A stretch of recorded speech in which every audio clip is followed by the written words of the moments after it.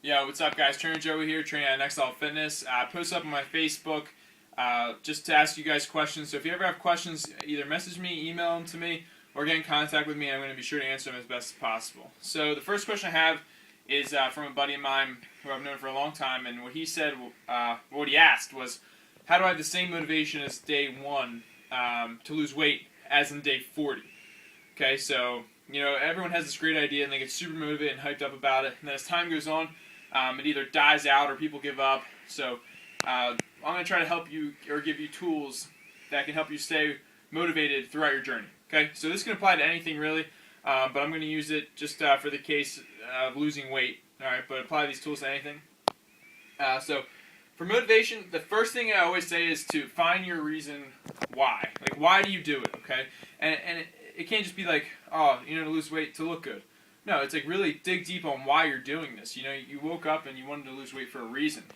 Yes, to lose weight, but it could be because you lack self-esteem, or you want a girlfriend or boyfriend, or you want to be able to do a pull-up. So really apply that deep reason on why you're doing this, because in those times of really low motivation, not being able to push through, and when you want to quit, you want to go eat the cookies, or you don't want to do your workout or anything like that, you really have to think about why you're doing it. And if your why is strong enough, you're going to definitely have an advantage of pushing through those tough times when you would give up. So I always say find your why. Okay, everyone's whys are going to be different. No one's going to have the same whys. I write my whys down on a piece of paper, and it sits on top of my desk all the time, and I look at it and stare at it and really ingrain it into my brain.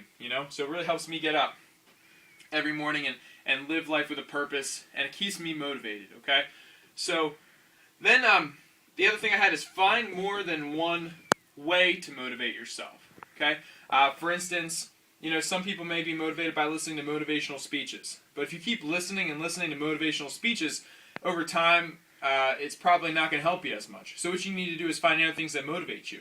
Like watch a motivational speech, and then once they get boring, maybe you have music that you want to listen to. So just go branch out in different ideas on ways that will motivate you, okay? Just so when one fails, you have another one to go to. So you're constantly, always reinventing the wheel of motivation for yourself. Then I wrote, make it mean something to you, okay? Make it mean something to you to stay motivated. I have a big example is self-esteem. When I was younger, I had a lot of extra weight. I lost weight because it really helped me be more confident in who I was as a person. So if you can make it really mean something to you, like I said before, if it's self-esteem or girlfriend, boyfriend, or something like that, reach out to your inner self and make it really mean something to you.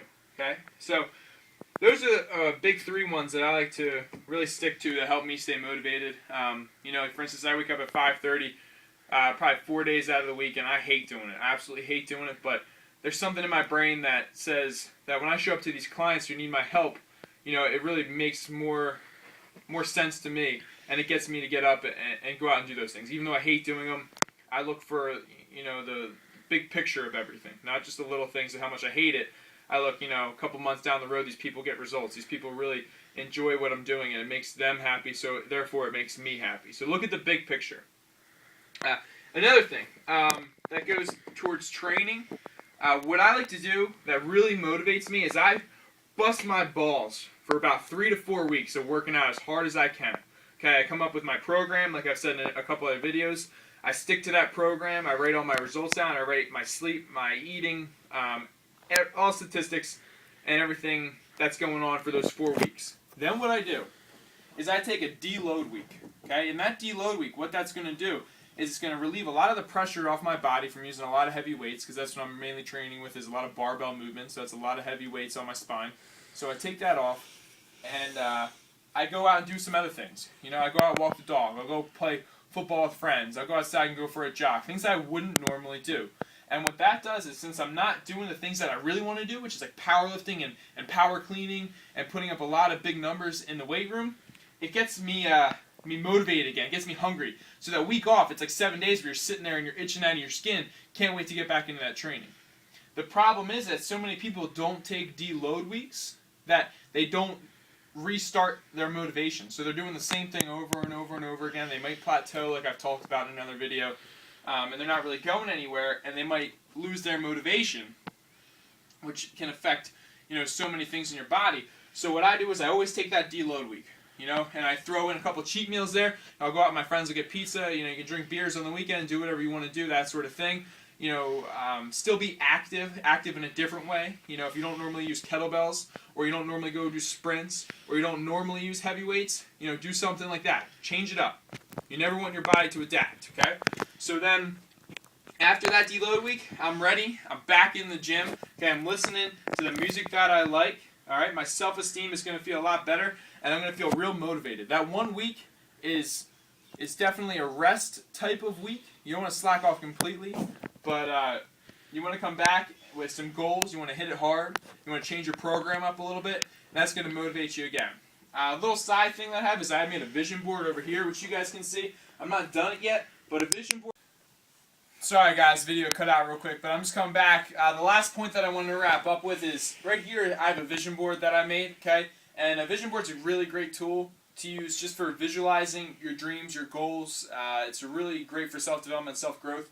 So what I like to do is I put all sorts of pictures, anything that I want in the future, anything that I like, anything that makes me happy, I throw it on that board. I got my favorite motivators on there. I got, sentimental stuff, important things, quotes on there, pictures, you name it, it's on there.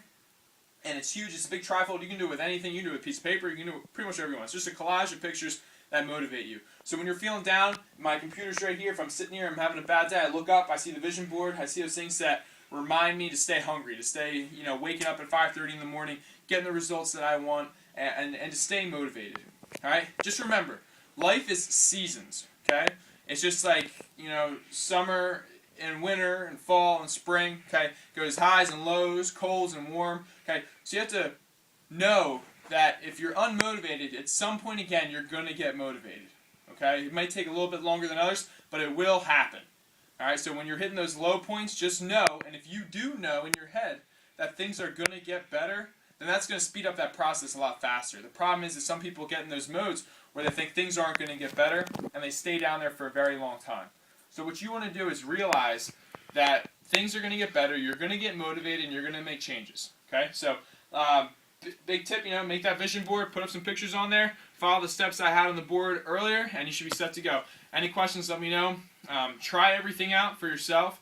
What works for me might not work for you, but I'm giving you as many tips as possible that have helped me, and I've gone through all different levels of motivation, depression, all sorts of things, being at the highest of highs to the lowest of lows. So I'm just giving you real-life examples of what I've done that really have helped me.